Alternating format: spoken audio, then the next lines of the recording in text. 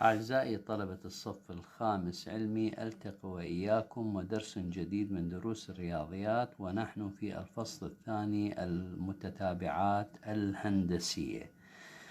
سبق وأن درسنا في الدروس السابقة المتتابعة الحسابية أو العددية، والآن مع المتتابعة الهندسية. لاحظ عندي شغلة أعرفها، أنه نحتاج إلى الحد الأول A، وقانون العام للمتتابع اختصره ب UN يساوي لنا A R مرفوع على القوة N ناقص 1، وهذا بما نلاحظ بأنه A هي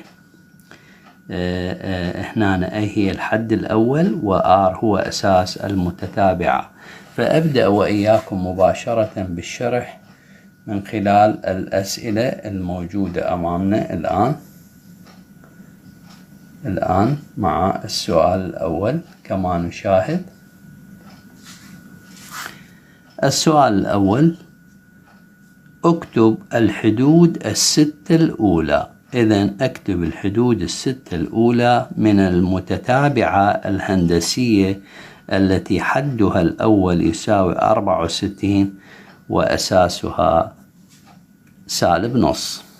لاحظوا أعزائي مباشرة عندي الحد الأول 64، عندي الأساس -1/2. فإذا مباشرة طبعا هو ممكن أن أقول الحد الثاني U2 يساوي لنا AR أس 2 ناقص 1، فهذه إطالع على القانون مباشرة. عندي أساس وعندي حد أول، إذن UN المتتابعة الهندسية مباشرة راح تساوي الحد الأول 64، راح أضرب الحد الأول في الأساس هو نصف، فأقدر أجري العمليات هنا، فأقول 64 في -1/2 راح تساوي هاي بها 1 هاي بها 32 -32. إذن الحد الثاني -32، راح أضرب هذا في -نص، السالب في السالب موجب مباشرة، 32 على 2 16. وشون أحسبها؟ بهذا الشكل. هاي 16 يعني هاي الخطوة شون صار 32 -32، راح أضربها في من؟ -32 في من؟ في -1/2. لاحظ وياي السالب في السالب شو يصير؟ موجب، الاثنين تختصر، 32 قد بيها 16، فطلع 16 بهالشكل. تلاحظون شلون الحل؟ الآن 16 في -نص، إذن الإشارة سالبة، وحدة موجبة وحدة سالبة، بهالشكل تكون المتتابعة الهندسية. الحد الأول موجب، الثاني سالب، الثالث موجب، الرابع سالب. ف16 على 2 إيش قد بيها؟ 8 -8. لاحظ هاي حدين 3 4. -8 في -نص راح يصير موجب، 8 على 2 بيش قد؟ ب4. إذن طلعت لحد الآن حدين 3 4 5. الأربعة راح أضربها في -نص، فتصير 4 على -2 يعني -2. فإذن المتتابعة الهندسية اللي طلعتها أعزائي بهذا الشكل، حسبتها من خلال السؤال الأول كما نشاهد. الآن بعد ذلك راح أنتقل وإياكم إلى هذا السؤال الأول، أنتقل إلى السؤال الثاني كما نشاهد الآن أمامنا، واضح بالصورة. السؤال الثاني بهذا الشكل. السؤال الثاني بهذا الشكل. نقرأ السؤال: جد الحد السابع، أي حد السابع من متتابعة هندسية حدها الأول -ربع وأساسها قد 2. أنا أريد يا حد جد الحد السابع من متتابعة هندسية حدها الأول -ربع وأساسها 2. الحل UN القانون راح تساوي لنا A R مرفوع على القوة N ناقص 1. طيب الحد السابع يعني يو 7 تمام راح يساوي لنا أي الحد الأول اللي هو -1/4 هذا أي في R اللي هي الأساس 2 مرفوع للقوة N-1. احنا 7 يعني 7 ناقص 1 هذه كتفصيل يعني من عدها. إذن يو 7 راح تساوي -1/4 2 مرفوعة للقوة 6 بهذا الشكل. طيب 2 مرفوعة للقوة 6 يعني 2 مضروبة بنفسها 6 مرات يعني 2 في 2 في 2 في 2 في 2 هاي 1 2 3 4 5 في 2 2 في 2 4 2 في 2 4 2 في 2 4 4 في 4 16 في 4 64. إذن 2 و6 تساوي 64. أقدر أكمل هنا يو 7 راح تساوي -1/4 هذا الحد الأول.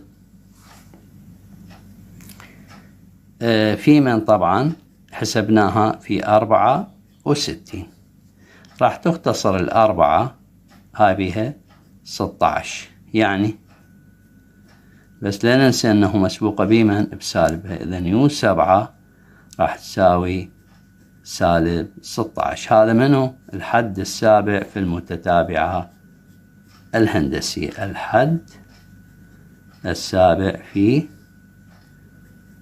المتتابعة الهندسية. فطلعت الحد السابع في المتتابعة الهندسية كما نشاهد. بعد ذلك أنتقل وإياكم إلى السؤال الثالث.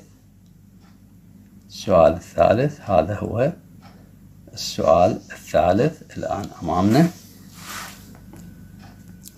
الآن متتابعة هندسية حدها الأول 3 حدها الخامس 48 جد حدها الثامن. لاحظ أنه الحد الخامس هذا الحد الأول منتهين منه يعني أي تساوي شقد 3 تمام. يو 5 الحد الخامس تساوي 48 تمام.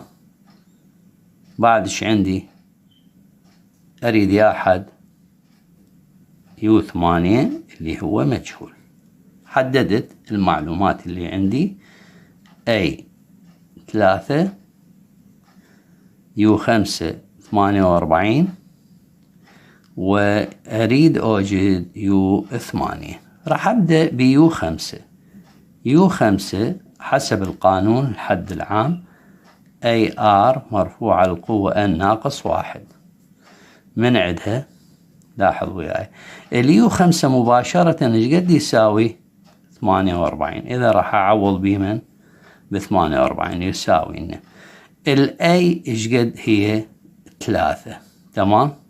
يبقى لي الآر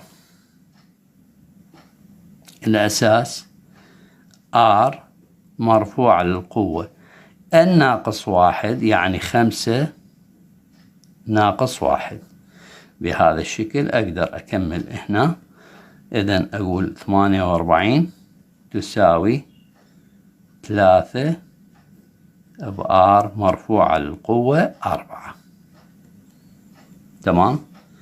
لاحظ وياي اكو اختصار بين طرفين. اقدر اخلص هاي على 3 بها 1 هذه بها 16. اذن من عدها اذن R مرفوعة للقوة 4 شو تساوي 16 باخذ الجذر الرابع للطرفين. هسه انوه لك على طريقة الحل. اذن R تساوي زائد ناقصا 2. الطريقة بهالشكل مباشرة أو ممكن أقول بهالشكل أقول R أس 4 تساوي لنا 2 أس 4. يعني 2 مضروبة بنفسها 4، 2 في 2 4، في 2 8، في 2 16. تمام. فإذا من عندها إذا ساوت الأسس تساوي الأساسات من عندها. إذا R تساوي زائد ناقص، لا ننسى نسبق الاحتمالية ب2 بهالطريقة أو بهاي الطريقة، المعنى واحد. طيب الآن عندي قيمتين لR. الأساس R عندي قيمتين إلى هذا الR إلى قيمتين إذا 2. فطيب أعوض يا حد أنا أريد الحد الثامن. فإذا أقول يو 8 الحد الثامن، الحد الثامن في المتتابعة يو 8 لاحظ وياي يساوي لنا A R أس N ناقص 1. يو 8 راح تساوي A عرفناها من البداية. الحد الأول هو 3. تمام. وآر طلعت لي شقد 2. أعوض بالاثنين الموجبة. 2 مرفوعة للقوة 8 ناقص 1 يعني 7 مباشرة. فاثنين والسبعة يعني 128، وال128 أضربها في 3 24 باقي 2. 2 في 3 6 و2 8 و3 في 1 384. إذن هذا الاحتمال الموجب يو 8 الحد الثامن تساوي لنا 384. هذا إذا أخذنا R عندما هنا عندما R تساوي 2 الموجب. الآن عندما R تساوي -2 راح أعوض. إذن يو 8 راح تساوي مثل ما نشاهد أمامنا. راح أعوض يو 8 راح تساوي لنا 3 -2 مرفوعة للقوة 7 ومن عندها. إذن يو 8 راح يساوي لنا -384 مباشرة. أطلع الجواب. فإذا طلع عندي احتمالين الحد الثامن، أما أن يكون 384 أو -384. أعزائي الطلبة، حتى ألتقيكم ودرس آخر من دروس الرياضيات، أستودعكم الله والسلام عليكم ورحمة الله وبركاته.